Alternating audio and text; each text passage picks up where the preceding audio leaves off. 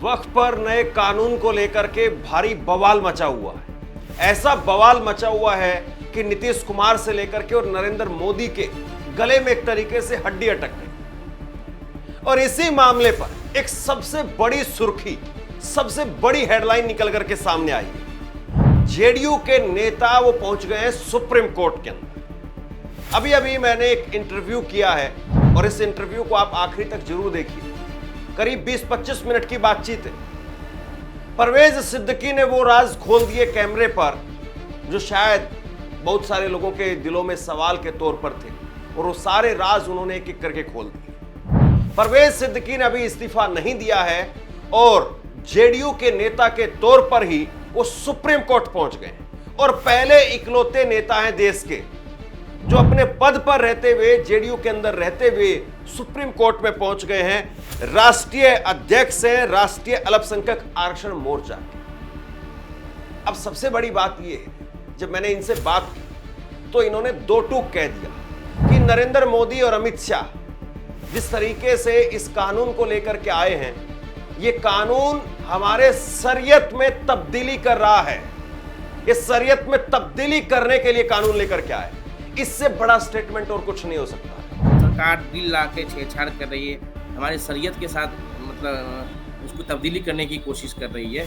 वक्फ में छेड़छाड़ मतलब शरीयत में छेड़छाड़। अल्लाह की नजर में हम सब मुसलमान एक हैं, लेकिन मुसलमानों को मोदी बांट रहे हैं, ये भी कहा। ऐसे हमारे शरीयत में हम मुसलमानों में कोई पसमानदा नहीं, सब एक इक्वल है। अल्लाह की नज़र में सब बराबर है।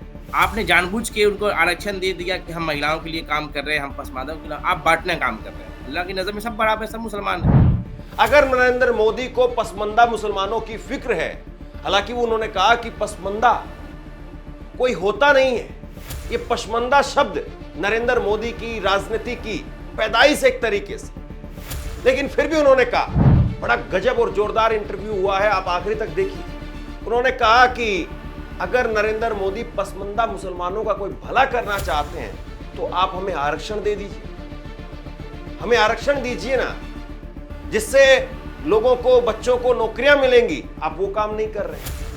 आप अल्लाह की नजर में मुसलमान एक है, लेकिन मुसलमानों को बांटने का काम कर रहे हैं। और रही मोनेटाइजेशन की बात कि पैसा आएगा, इससे 12,000 करोड़ रुपए पैसा आएगा, तो उन्होंने कहा कि क्या आप कब्रिस्तान को गिराएंगे, क्या कब्रिस्तानों की जमीनों को बेचेंगे, क्या मस्जिदों में तोड़फोड़ शुरू होगी, मस्जिदों को गिराया जाएगा। बड़ी बात उन्होंने कही है। और इसके साथ में यह भी कह दिया कि नीतीश कुमार वो अपने सीएम आवास पर कुरान खानी फातिया पढ़वाने का काम कर रहे थे। आज पता नहीं नीतीश कुमार को क्या हो गया। नीतीश जी बुला बुला के कुरान खानी कराते थे अपने आवास पे, फातिया कराते थे। कुरान खानी समझते जो कुरान पढ़वाना होता है, फातिया करवाते थे, दुआएं करवाते थे। इस बार आप देख रहे हैं हमारे नेता नीतीश जी का कोई भी स्टेटमेंट नहीं आ रहा। और जब मैंने उनसे सीधा सवाल किया कि भाई आपको फोन आया नहीं वहां से कि आपने क्या कर दिया है, आप क्या वाकई जेडीयू में रहना भी चाहते हैं या इस्तीफा देना चाहते हैं या कहीं पर ऑफर का इंतजार कर रहे हैं, तो उन्होंने कहा कि मैं तो सिर्फ नीतीश कुमार की राय जानना चाहता हूं। उनके सचिव को फोन किया, नीतीश कुमार के सचिव को फोन किया, लेकिन कोई फोन उठाने के लिए तैयार नहीं। और यही नीतीश कुमार थे जो सीएम आवास में बुलाते थे, कुरान खानी करवाते थे, फातिया करवाते थे। आज पता नहीं क्या हो। और इसके साथ साथ उन्होंने कह दिया कि पार्टी के अंदर गुस्सा है। पार्टी में जब मैं सुप्रीम कोर्ट जाने पर विचार कर रहा था तो पार्टी में कई सारे नेताओं से मेरी बात हुई। कई सारे नेताओं ने मुझे फोन करके कहा कि हाँ, किसी न किसी को तो बिल्ली के गले में घंटी बांधनी पड़ेगी और तुम चले जाओ। मैं अपने मन से नहीं गया हूं, मुझे पार्टी के अंदर से ही नेताओं ने भेजा है। बहुत बड़ी स्टेटमेंट है। और इसके बाद में उन्होंने कहा कि नीतीश कुमार की हेल्थ बुलेटिन जारी होनी चाहिए। हम भी चिंतित हैं। नीतीश कुमार ऐसे तो नहीं थे जो आज नीतीश कुमार हैं। नीतीश कुमार ऐसे तो नहीं थे कि मुसलमानों का वोट लेकर के और मुसलमानों के खिलाफ कानून लाया जा रहा है, शरीयत में तब्दीली की जा रही है और नीतीश कुमार उस पर ताली बजाए। वो ऐसे तो नहीं थे। हम भी चाहते हैं कि उनका हेल्थ बुलेटिन जारी हो। हाँ, उनको सेहत को लेकर शंका तो है कि भाई उनकी सेहत खराब लग रही है, क्या है हेल्थ बुलेटिन जारी होना चाहिए, क्योंकि सवाल उठा रही है। दोस्तों, इस इंटरव्यू को आप अगर आखिरी तक देखेंगे तो आपको समझ में आएगा कि वाकई जेडीयू के अंदर एक भारी तूफान बस आने की इंतजार में है।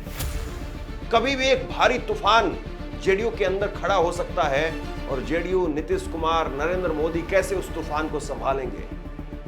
आप जरा सुनिए एक एक करके वो तमाम सवाल जो जरूरी हैं, वो तमाम सवाल जो शायद आपके जहन में होंगे, वो मैंने पूछे हैं और एक एक करके बोलते चले गए। सुप्रीम कोर्ट में इस वक्त में तांता लगा हुआ है, एक के बाद एक याचिकाएं दाखिल की जा रही है वक्फ पर बने नए कानून के खिलाफ। और ऐसे में सबसे बड़ी हैरानी की बात और इस वक्त की सबसे बड़ी खबर वो ये है कि जेडीयू के एक मौजूदा नेता बिना इस्तीफा दिए वो सुप्रीम कोर्ट पहुंच गए, क्योंकि जेडीयू में इस्तीफों की तो ताबड़तोड़ तरीके से भरमार हो रही थी। अब ऐसे में हमारे साथ में हाजी मोहम्मद परवेज सिद्दीकी साहब हैं। सिद्दीकी साहब, आपका बहुत स्वागत है। और सवाल मेरा पहला यही है कि बिना इस्तीफा दिए आप सुप्रीम कोर्ट पहुंच गए हैं और दूसरी तरफ तो नीतीश कुमार और उनके तमाम नेता वो इस कानून का बहुत स्वागत कर रहे हैं। अब तो प्रधानमंत्री ने कह दिया है कि पवित्र भावना का ख्याल रखने के लिए, उसको बचाए रखने के लिए हम इस नए कानून को लेकर के आए हैं। नाम भी दिया है उम्मीद। तो आपको उम्मीद क्यों नहीं नजर आ रही है और आप सुप्रीम कोर्ट क्यों चले गए?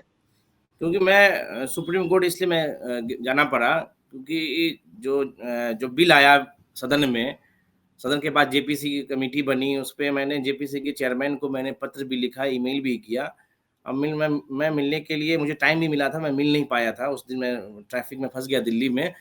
तो मैंने बार बार यही कहा था कि ये बिल पे कोई छेड़छाड़ नहीं किया जाए। ये एक शरीयत का धार्मिक है वक्फ, कोई ऐसा नहीं किसी से ना है। वक्फ प्रॉफेट मोहम्मद सल्लल्लाहु अलैहि वसल्लम के वक्त से जो मस्जिद कुबा है, मक्का के अंदर स्थित है, जो इसको पहली मस्जिद कहा जाता है दुनिया का, जिसका फाउंडेशन जो है प्रॉफेट मोहम्मद सल्लल्लाहु अलैहि वसल्लम ने डाला था, वो भी वक्फ की ही प्रॉपर्टी पे बनी थी। और उसी वक्त से वक्फ का सिलसिला चला, वक्फ का सिलसिला उसी वक्त से चला। तो वो हम लोग का एक धार्मिक है। और कोई भी इंसान जो वक्फ करता है तो ये कह के वक्फ करता है कि भाई हमने ये ज़मीन वक्फ कर दिया मस्जिद बनाने के लिए, मदरसे के लिए, स्कूल्स के लिए, हॉस्पिटल्स के लिए, अल्लाह की राह में। तो वो उस प्रॉपर्टी पे तो किसी इंसान का कब्जा नहीं है। इस पे सरकार बिल ला के छेड़छाड़ कर रही है, हमारे शरीयत के साथ मतलब उसको तब्दीली करने की कोशिश कर रही है। तो इसलिए मैंने नीतीश कुमार जी को के नेताओं को, मुख्यमंत्री नीतीश जी को हमने 2-3-4 महीने से हम बार-बार पत्र लिख रहे थे। इससे नीतीश जी से हम कई बार मिले हैं, लेकिन इस मामले में हम मिलने का प्रयास भी किया। इस मामले में मिलने को लेकर हमने पत्र भी लिखा, लेकिन नीतीश जी हमको समय नहीं दिए। अब क्या परिस्थिति रही जेडीयू की, कि जेडीयू जबकि सेकुलर पार्टी कही जाती है, और नीतीश जी को 2005 के बाद से लगातार मुसलमानों ने वोट दिया है। मैं 1 मिनट आपको रोक रहा हूं। आप ये कह रहे हैं कि शरीयत में तब्दीली लाने की बात हो रही है जी, शरीयत में तब्दीली लाई जा रही है आपके हिसाब से? बहुत बड़ा आरोप लगा रहे हैं आप तो। हाँ बिल्कुल, क्योंकि मैंने आपको शुरू में ये जिक्र किया कि जो वक्फ का जो सिलसिला चला, वक्फ हमने और कोई क्या कहते धार्मिक गुरु नहीं पैदा नहीं किया। ये हम उसको आइडल मानते हैं, प्रॉफेट मोहम्मद सल्लल्लाहु अलैहि वसल्लम। पूरा देश दुनिया का मुसलमान उनको अपना एक आइडल मानता है और उनको फॉलो करता है। उस वक्त से ये वक्फ उनके ही मौजूदगी में ये वक्फ का सिलसिला चला। दुनिया की सबसे पहली मस्जिद कुबा है, जो मदीना में स्थित है, जिसका फाउंडेशन स्टोन प्रॉफेट मोहम्मद सल्लल्लाहु अलैहि वसल्लम ने डाली थी। तो वो मस्जिद वक्फ की थी, वो वक्फ किया गया था। पहले लेकर उसको ज़मीन खरीद कर वक्फ किया गया, उसके बाद वो उस ज़मीन पे मस्जिद बनाई गई। तो वो सिलसिला, उसी सिलसिले को पूरा दुनिया का मुसलमान फॉलो करता है। तो इसमें तब्दीली, इसमें बिल लाने की कोई ज़रूरत नहीं थी, कोई आवश्यकता नहीं थी। अब कल हो के आप ये कह देंगे कि all India Muslim personal law word को ख़त्म कर दें, इसके लिए बिल ले आएंगे लोकसभा में, उसको पास करा लेंगे। तो ये गलत है। हमारे अकल परसों के ये कह देंगे कि भाई कुरान में जो हम लोग 30 पारा पढ़ते हैं, तो कल कुरान को आप 30 पारा न करके 20 पारा पढ़िए। तो ये तो हम लोग बर्दाश्त नहीं करेंगे, दुनिया का मुसलमान बर्दाश्त नहीं करेगा ना। आप एक तरफ कह रहे हैं कि शरीयत में तब्दीली लाने की बात हो रही है। मैं प्रधानमंत्री का बयान आपको सुनाता हूं। उन्होंने संसद में तो खैर कुछ कहा नहीं, संसद में इतनी लंबी बहस हुई, रात को 2-2, 3-3 बजे तक जो है वो बहस चली, उसमें तो वो कुछ नहीं बोले। वोटिंग के लिए भी शायद वो नहीं आ पाए। जी। लेकिन अभी वो न्यूज 18 के कार्यक्रम में थे और उसमें उन्होंने कहा कि अब वक्फ की पवित्र भावना की रक्षा होगी और गरीब और पसमंदा मुसलमान और महिलाओं और बच्चों के अधिकारों की भी रक्षा होगी। तो नरेंद्र मोदी तो ये कह रहे हैं कि जो पवित्र भावना है उसको हम बचाने का काम करेंगे, क्योंकि बहुत सारे लोगों ने कब्जा कर लिया था, ठेकेदार बन गए थे बहुत सारे लोग, वक्फ की जमीनों पर अड़ गए थे, वही जो है कब्जा करके बैठे हुए हैं। तो जिस भावना से जो जमीन दान की गई, वक्फ की गई, उसको हम बचाने का काम करेंगे और गरीबों के लिए, पसमंदा के लिए, महिलाओं के लिए, बच्चों के लिए हम काम करेंगे। नहीं देखिए, अ, ऐसा नहीं है कि वफ़्क ने कोई ऐसा काम नहीं किया। पंजाब में मैं जाता हूँ, पंजाब में हॉस्पिटल्स चल रहे हैं वक़्फ को लेकर, उसमें लोगों का इलाज बहुत कम पैसे में किया जाता है। उसमें महिलाएँ भी इलाज कराती हैं, पसमानदा इलाज कराते हैं। ये जो वर्ड है पसमानदा, ये वर्ड पॉलिटिकल पार्टी ने पैदा किया है। ये पसमानदा जो है मुसलमानों में, शरीयत में नहीं है। और जब मैं आपको शुरू से कह रहा हूँ कि शरीयत में मतलब छेड़छाड़, वक़्फ़ में छेड़छाड़ मतलब शरीयत में छेड़छाड़। और जब जब जब जब पसमानदा वर्ड उसमें हमारे कुरान में नहीं है, जब पसमानदा वर्ड हमारे प्रॉफ़ेट सल्लल्लाहु अलैहि वसल्लम ने नहीं किया, तो ये तो पॉलिटिकल पार्टियाँ ने पसमानदा करने लगी है। चाहे वो भारतीय जनता पार्टी कर रही हो या जो भी वो अपोज़िशन नेता कर रहा होगा। हम और रहा सवाल पसमानदा का, तो हमारे मस्जिदों के इमाम भी पसमानदा से होते हैं। हमारे जो जिसके पीछे पूरा मुसलमान नमाज़ अदा करता है, पसमानदा होते हैं। मतलब बैकवर्ड मुस्लिम होते हैं, मतलब उनकी हम बात कर रहे हैं। ऐसे हमारी शरीयत में हम मुसलमानों में कोई पसमानदा नहीं, सब एक इक्वल है। अल्लाह की नज़र में सब बराबर है। और रहा सवाल महिलाओं का, तो ऐसा नहीं है कि औकाफ कमेटी में महिलाएँ नहीं रही हैं, महिलाएँ रही हैं, समझे ना? आपने जानबूझ के उनको आरक्षण दे दिया कि हम महिलाओं के लिए काम कर रहे हैं, हम पसमानदा के खिलाफ, आप बाँटने का काम कर रहे हो। अल्लाह की नज़र में सब बराबर है, सब मुसलमान हैं। तो हमने तो एक ही वर्ड में बात खत्म किया कि शरीयत के खिलाफ छेड़छाड़ बर्दाश्त नहीं करेगा मुसलमान। पूरा देश का मुसलमान अब देख ही रहे हैं कि किस तरह से रोड पे उतरेगा, प्रोटेस्ट करेगा, हंगामा करेगा, क्योंकि ये शरीयत में छेड़छाड़ हो रही है। वक़्फ़ के साथ छेड़छाड़ का मतलब शरीयत के खिलाफ जाना हुआ। हाजी साहब, आप इतनी बड़ी-बड़ी बात कह रहे हैं कि शरीयत में छेड़छाड़ हो रही है, पसमानदा राजनीतिक पैदाइश एक शब्द एक तरीके से आप ये कह रहे हैं। हुँ, लेकिन मेरा सवाल मोदी जी पर था। जी। आपने मोदी जी पर एक शब्द नहीं बोल पाए। नहीं, हमने बोला ही ना कि प्रधानमंत्री मोदी जी ही इस बात को पसमानदा के लेके आए। मतलब उनकी ही हुँ। पार्टी भाजपा जो है यही पसमानदा करते आ रही है लगातार, कि पसमानदा ये करेंगे। लेकिन तो ज़मीन। मोदी मैं फिर सवाल पूछ लेता हूँ। जी। क्या मोदी जी जब बिहार के चुनाव में जाएँगे और हुँ, बिहार अभी जैसा वो कह रहे हैं कि हम तो पवित्र भावना की रक्षा करने के लिए ये कानून लेकर के आए हैं, महिलाओं का बहुत फ़ायदा हो जाएगा, बच्चों का बहुत फ़ायदा हो जाएगा। जब रैलियों में 5 महीने बाद में नरेंद्र मोदी मंचों से इस बात को दोहराएँगे, व्हाट्सएप यूनिवर्सिटी में उनकी क्लिप चलेगी और अभी तो ये पहला इंटरव्यू हुआ है जिसमें मोदी जी ने इस बात को कहा है। अभी तो और बहुत सारे इंटरव्यू होने हैं, बहुत सारे कॉन्क्लेव होने हैं जिनमें नरेंद्र मोदी इस बात को दोहराएँगे। तो क्या बिहार का मुसलमान या खास तौर पर जो गरीब मुसलमान है, हुँ। वो इस बात पर यकीन करेगा कि नहीं मोदी जी ने कहा है, सही होगा कुछ? नहीं, या नहीं, वाक़ई देखिए क्या पता वक़्त हमने के ज़रिए पहले से बहुत बड़े धन्ना सेठ वो हुँ। लूटने का काम कर रहे थे, हो सकता है कि नरेंद्र मोदी के सहारे उनको बहुत कुछ मिल जाए? नहीं देखिए, मोदी जी प्रधानमंत्री हैं, अगर वो उनको चिंता है पसमानदा को बाँटने का काम कर रहे हैं, मुसलमानों से आपस में वो डिस्प्यूट पैदा करने का कोशिश कर रहे हैं, तो पसमानदा के लिए, महिलाओं के लिए भई आरक्षण देना, रोज़गार में दें, शिक्षा में दें, आरक्षण दीजिए आप। पसमानदा के लिए कुछ नहीं, भई ये हमारी मतलब शरीयत में तब्दीली लाकर पसमानदा कर रहे हैं, भई उनके लिए रोज़गार में जगह दीजिए, उनके लिए शिक्षा में जगह दीजिए, महिलाओं को मतलब शिक्षा में बढ़ावा दीजिए। पसमानदा के लिए अलग से आरक्षण दीजिए। पसमानदा अगर वाक़ई में उनको लगता है कि पीछे है शिक्षा में, हुँ, रोज़गार में, तो उनको अलग से हुँ। आरक्षण दे सकते हैं ना। अलग से आरक्षण क्यों नहीं दे रहे आप? अलग से आरक्षण दीजिए। अब जो वक़्फ़ की ज़मीन है 60% तो कब्रिस्तान की है, हैं? तो क्या इससे सरकार अर्निंग करेगी बताइए? 60% जो ज़मीन वक़्फ़ की है वो कब्रिस्तान है। मतलब जहाँ दफ़न किया जाता है मुसलमानों को। क्या वो सरकार उस ज़मीन से अर्निंग करने का काम करेगी? क्या वो कब्रिस्तान को खत्म कर दिया, गिरा दिया जाएगा, ढा दिया जाएगा? ये तो बड़ा सवाल है ना, ये इसलिए तो मैं कह रहा हूँ कि शरीयत के साथ छेड़छाड़ है। क्या मस्जिदों को गिराया जाएगा?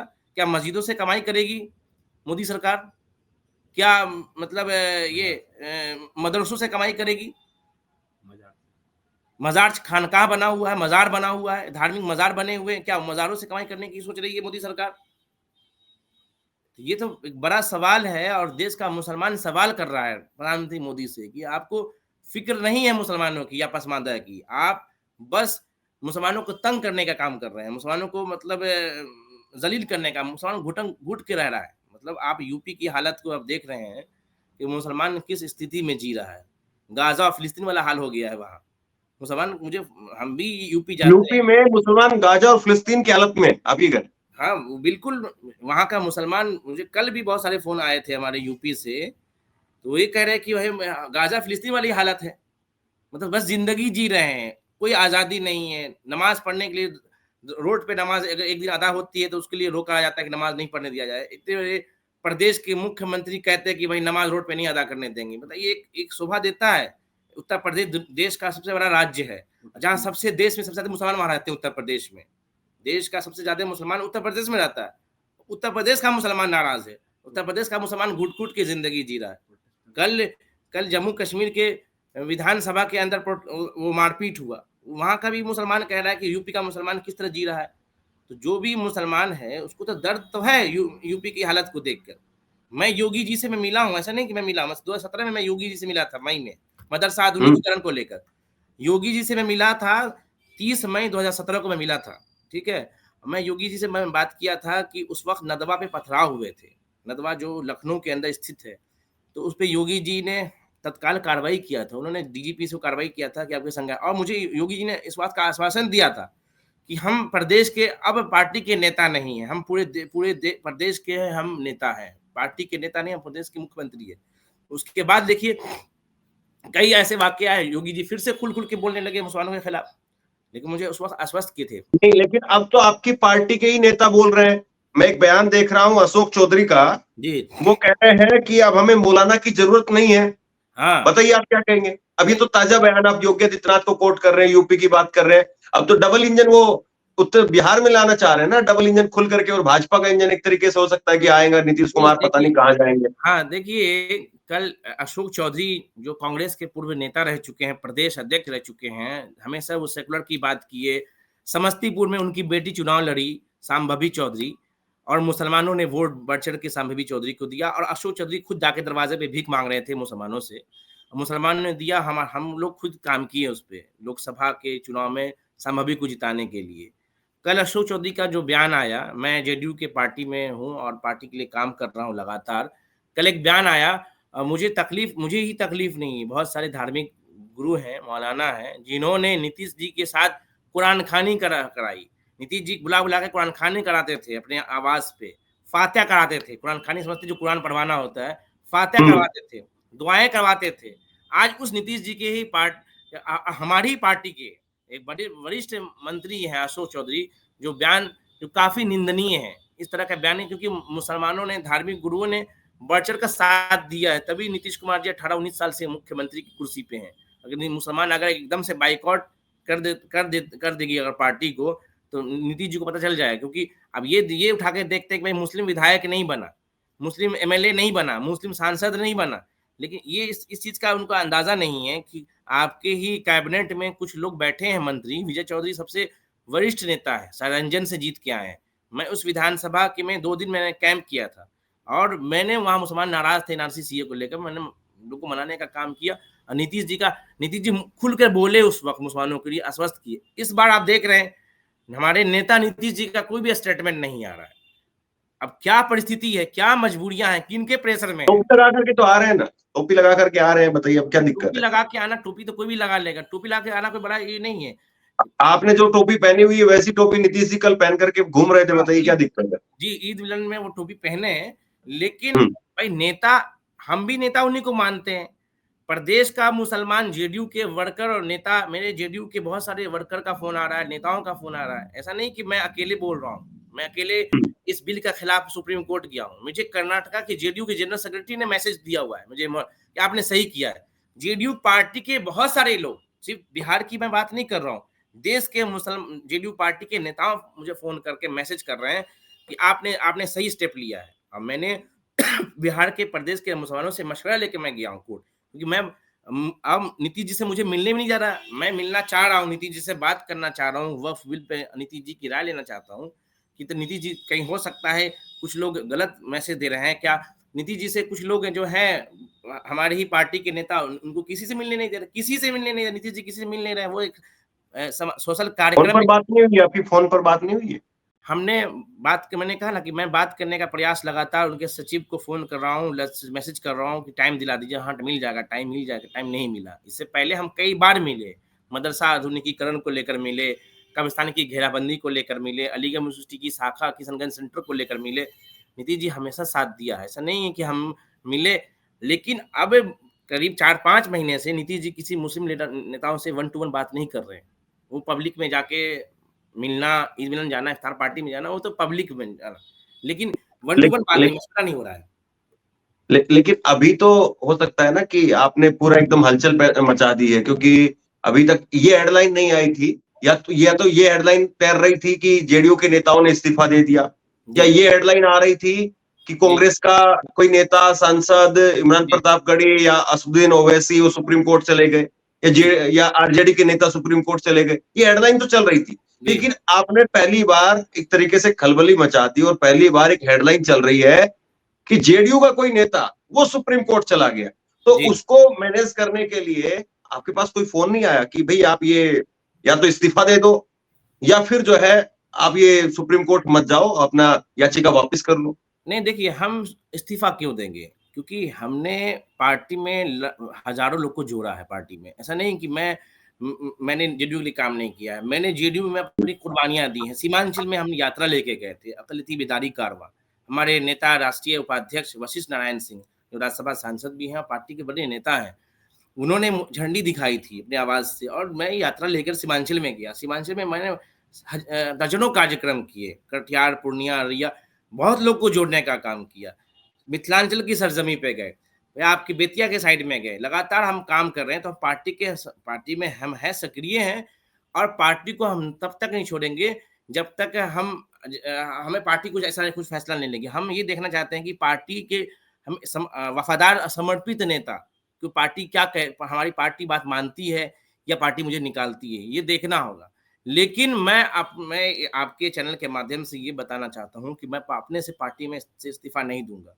क्योंकि हम कहते हैं ना, सींचा ऐसे खून से हम तश न लबों ने तब जाके इस अंदाज़ का मैख़ाना बनाया है। बहुत लोग को हमने रखा है, पार्टी में लाया है, अब उम्मीदों के साथ लाया है। तो पार्टी सिर्फ़ एक आदमी की पार्टी नहीं होती, कोई पार्टी चलती है तो सब लोग मिल के चलते हैं, पार्टी एक फैमिली की तरह होती है। तो ये पार्टी में हम हैं और मतलब आखिर तक रहेंगे।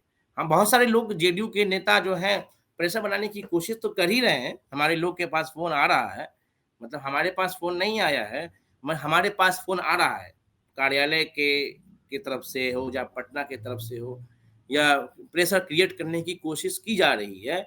लेकिन मैंने कोई इस्तीफ़ा नहीं दिया, ना दूँगा इंशाल्लाह आगे इस्तीफ़ा जेडीयू से। मैं इसी में लड़ के लड़ूँगा, सुप्रीम कोर्ट में लड़ाई लड़ूँगा।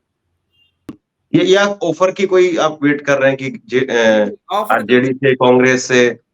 नहीं, नहीं हम कोई ऑफ़र का इंतज़ार नहीं कर रहे हैं। ये तो हम जो लड़ रहे हैं, ये देश के मुसलमानों की आवाज़ है। मैं अपनी कोई निजी लड़ाई नहीं लड़ रहा हूँ। मैं कोई ज़मीन और किसी अपना पर्सनल की मफ़ाद से मैं कोर्ट में नहीं गया हूँ। मैं वक़्फ़ को लेकर गया हूँ और मुसलमानों की आवाज़ मतलब का मसला है, और मैं इससे पहले भी मुसलमानों की आवाज़ को उठाता रहा हूँ, चाहे दिल्ली में हो, चाहे पंजाब में जाकर हो, चाहे किसी कब्रिस्तान का मसला हो, मस्जिद का मसला हो, मदरसों का मसला हो। जो इससे पहले भी बिहार के अंदर मस्जिद के ऊपर झंडा फहरा दिया गया एंटी सोशल एलिमेंट्स ने, तो नीतीश जी के सेक्रेटरी मनीष वर्मा जी को हमने करके उस पर कार्रवाई, गिरफ्तारी भी करवाने का काम किया। तो मैं तो कई ऐसे मुद्दे, मैं अलीगढ़ मुस्लिम यूनिवर्सिटी में रहा तो वहाँ मैंने रिजर्वेशन को लेकर कई आंदोलन किए, रबड़ की गोलियां खाई हैं, ट्रेन रोको आंदोलन किया है। तो मैं तो आंदोलनकारी रहा हूँ, मैंने अपने निजी मफाद के लिए काम नहीं किया, मैंने हमेशा मुसलमानों की आवाज उठाई है। एक सवाल चलते चलते मैं आपसे पूछूंगा कि बड़ी चर्चा हुई जब ये लोकसभा में जब बहस चल रही थी या राज्यसभा में बहस चल रही थी, उस वक्त में संजय झा और ललन सिंह के हाव भाव, उनके शब्दों की, और जिस तरीके से मोदी जी का महिमा मंडन और नीतीश कुमार को लेकर के एक तरीके से उनके पूरे भाषण में एक या दो लाइन मुश्किल से, और अगर हम शब्दों को निकालें तो एक या दो बार नीतीश कुमार बोला होगा उन्होंने अपने मुंह से, बाकी नरेंद्र मोदी, नरेंद्र मोदी, नरेंद्र मोदी। देखिए तो पार्टी के अंदर इसको लेकर के क्या चर्चा है बिहार में, ललन सिंह को लेकर के और संजय झा को लेकर के? देखिए, पार्टी के बहुत सारे नेता आहत हैं उस स्टेटमेंट से, जो दोनों नेता ने स्टेटमेंट दिए। पार्टी के जेडीयू पार्टी के बहुत नेता आहत हैं, क्योंकि जेडीयू में जो लोग भी है वो अपना नेता नीतीश जी को ही मानता है, चाहे मैं हूँ या पार्टी के जो लोग अभी मतलब गुस्सा है, नाराज है, वो भी अपना नेता नीतीश जी को ही मानता है। और हमारे नेता की तारीफ नहीं होना सदन के अंदर, हमारे नेता की बात नहीं होना सदन के अंदर, तो पार्टी के बहुत सारे नेता आहत है और अचंभित है कि भाई पार्टी का नाम नहीं लिया जा रहा है, नीतीश जी का नाम नहीं लिया जा रहा है, वो बात ऐसे कर रहे हैं, लगता है कि वो भारतीय जनता पार्टी के सदस्य हैं। तो पार्टी के बहुत सारे नेता आहत हैं। पार्टी में तो ऐसे बहुत सारे ओबीसी के नेता हैं, जैसे कुर्मी कुशवाहा जात के कह लेंगे, वो भी अंदर से नाराज है। उन्होंने भी बहुत लोग कह दिया है कि भाई हम लोग की नहीं चल रही है। जेडीयू पार्टी की मैं बात कर रहा हूँ, पार्टी के बहुत सारे जो बैकवर्ड ओबीसी नेता कहेंगे, क्योंकि ये पार्टी जो जेडीयू है, कुर्मी और कुशवाहा को लेकर चली और उसके बाद अकलियती को लेकर चली। तो वो कुर्मी और कुशवाहा के ही नेता जो हमारे हमसे संपर्क हमारे अच्छे मित्रों में से हैं, वो फ़ोन करके कह रहे हैं कि हम लोग की नहीं चल रही, पार्टी में नहीं सुनी जाती, हम जाते हैं कार्यालय, हमारी बात नहीं मानी। आपको क्या लग रहा है, नीतीश कुमार जी वो खुद ही सरेंडर कर गए हैं इस मुद्दे पे, या उनको लगता है कि सच में अब मुसलमानों की जरूरत नहीं है, पुराने आंकड़े वगैरह देख करके कि मुसलमानों ने वोट दिया नहीं, तो मुसलमानों की जरूरत नहीं है, मुसलमानों वाला काम छोड़िए, भाजपा की तरफ, ठीक है, भाजपा की तरफ चलते हैं? या देखिए, आपको लग रहा है कि नीतीश कुमार अभी भी वो अपना जो पलटने वाला जो खेल है वो कर सकते हैं? नीतीश कुमार अगर उनकी बात नहीं मानी गई या उनको लगा कि चुनाव में नुकसान हो सकता है, तो चुनाव से पहले आपको कोई उम्मीद है कि नीतीश कुमार फिर से पलट भी सकते हैं, देखिए या उन्होंने सरेंडर कर दिया है? नहीं, देखिए, आप कह रहे हैं कि नीतीश जी को मुस्लिम को वोट को बनाने की कोशिश नहीं कर रहे हैं। कल ईद मिलन समारोह क्यों ऑर्गेनाइज़ किया गया? इफ्तार पार्टियाँ क्यों दी गई? बार-बार कई जेडीयू के नेता, बड़े नेता, पार्टी के प्रदेश अध्यक्ष भी इफ्तार पार्टी दिए। चलिए, उसके बाद नाराज़गी हुई, बिल पास हो गया, उसके बाद भी तो कल ईद मिलन समारोह हुआ। मुख्यमंत्री नीतीश कुमार भी गए, टोपी भी पहने, शॉल भी हो रहा है मुसलमानों के लिए। तो कहीं न कहीं ये संदेश देने की कोशिश की गई कि हम मुसलमान आपको हम लेके चलना चाहते हैं, मुसलमान नाराज़ नहीं होइए। लेकिन वही समझ में नहीं आ रहा है कि परिस्थिति क्या है, कि नीतीश जी जो ऐसे मुखर के बोलते रहे हैं, बिहार में कम्युनल नहीं होने दिया, किसी भी ज़िला के अंदर कुछ कम्युनल करने की कोशिश की, चाहे वो भाजपा के नेता हो या शिवसेना के नेता हो या किसी दल के नेता हो, ये कोशिश किया कि कम्युनल करा दें, उस ज़िला के एसपी और डीएम को सस्पेंड करने का काम नीतीश कुमार जी ने किया। बिहार को शांति सुख मतलब एक मिल-जुल कर काम करने का, पाकिस्तानी घेराबंदी कराने का काम किया। तो वही हम लोग ये जानना चाहते हैं, सिर्फ मैं नहीं, प्रदेश का मुसलमान हो या जेडीयू का मुसलमान नेता हो, कि नीतीश जी की क्या परिस्थिति है कि एक बार भी आके नहीं बोलते हैं। एक बार कम से कम आश्वासन तो दें पब्लिक में। उनका एक भी स्टेटमेंट नहीं आ रहा है वक़्त को लेकर। उनकी सेहत को लेकर क्या आपको भी शंका है? हाँ, उनको सेहत को लेकर शंका तो है कि भाई उनकी सेहत खराब लग रही है। क्या है, हेल्थ बुलेटिन जारी होना चाहिए, क्योंकि सवाल उठा रही है। बहुत सारे लोग नेता उठा रहे हैं सवाल कि भाई उनका सेहत खराब है तो हेल्थ बुलेटिन जारी जारी होना चाहिए। तो हम भी ये कहते हैं कि उनका हेल्थ बुलेटिन जारी होना चाहिए, क्योंकि नीतीश जी से मोहब्बत मुसलमान बहुत लोग करते हैं। ऐसा नहीं है कि मैं मोहब्बत करता हूँ, बहुत लोग नीतीश जी से मुसलमान मोहब्बत करते आए हैं। नीतीश जी भी चाहते हैं कि हमारा मुसलमान हमसे टूटे नहीं, हमसे भागे नहीं। बार-बार एक प्रयास किया जा रहा है कि नीतीश जी के तरफ से कि भाई मुसलमान हमसे टूटे नहीं। लेकिन वो उनको बोलने नहीं दिया जा रहा है, ये मौजू है, या बोलना नहीं चाहते हैं मीडिया में। लेकिन हमें ये लगता है, मेरा दिल कहता है, और बहुत सारे लोग जो हैं, जो पुराने साथी हैं जेडीयू के, वो भी कहते हैं कि बोलना चाहते हैं, बोलने नहीं दिया जा रहा, क्योंकि वो तो मुखर मुखर के बोलते रहे हैं। आपने भी देखा होगा, मुखर के हमेशा मुद्दा उठाए हैं मुसलमानों के लिए। तभी तो मतलब है कि 2010 के वक़्त में नीतीश कुमार जी के लिए रैली निकाली गई, सीएम हाउस तक लोग पहुँचे थे मुसलमान, और ये कहते हैं नीतीश तुम संघर्ष करो, मुसलमान तुम्हारे साथ है। बड़ी रैलियाँ निकाली गई थी नीतीश जी की, वही नीतीश जी है ना, तो नीतीश तो बदले नहीं है। हाँ, एक बार बोल देते, अगर एक बार बोल देंगे योगी जी के तरह से आके कि हम मुसलमानों के लेके नहीं चलेंगे, योगी जी के बोल दे कि हम योगी जी बोल रहे हैं ना कि जो कोई वक़्फ़ के लेकर कोई अगर कोई प्रोटेस्ट करेगा तो बुलडोज़र चला देंगे, उस तरह बोल दे तो बात खत्म हो जाएगी, नाराज़गी की बात ही खत्म हो जाएगी। लेकिन अगर नहीं बोल रहे हैं तो कहीं न कहीं उनके दिल में मोहब्बत है। वो कल जो खालिद अनवर साहब जो कल ईद मिलन समारोह किए, तो खालिद अनवर साहब नहीं किए थे, नीतीश जी के ही दिशा निर्देश पे वो किए। नीतीश जी के दिशा निर्देश मिला, जी, तभी तो शुक्रिया आपका, और उम्मीदों पर दुनिया कायम है, और एक तरीके से नरेंद्र मोदी सरकार ने वक्फ पर जो नया कानून बनाया उसका नाम ही उम्मीद रखा है। जी। अब उस उम्मीद के खिलाफ, यानी वक्फ का जो नया कानून बना है उस उम्मीद के खिलाफ आपकी उम्मीद है कि शायद नीतीश कुमार कुछ बोलेंगे, कुछ उसमें तब्दीली होगी। बड़े गंभीर आरोप आप लगा रहे हैं। आपकी कुर्सी कब तक सलामत है, या वाकई नीतीश कुमार की कुर्सी, उनकी टोपी, उनका तख्त, उनका ताज, वो पता नहीं इसकी वजह से कहीं खतरे में आएगा या नहीं आएगा, ये देखने वाली बात है। आप आए, आपने अपनी बात रखी, बहुत बहुत शुक्रिया आपका। Thank you, thank you.